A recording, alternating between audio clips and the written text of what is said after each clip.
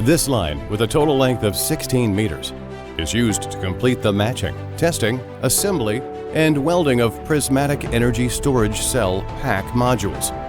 Each equipment can be linked or used alone. It is easy to operate and maintain.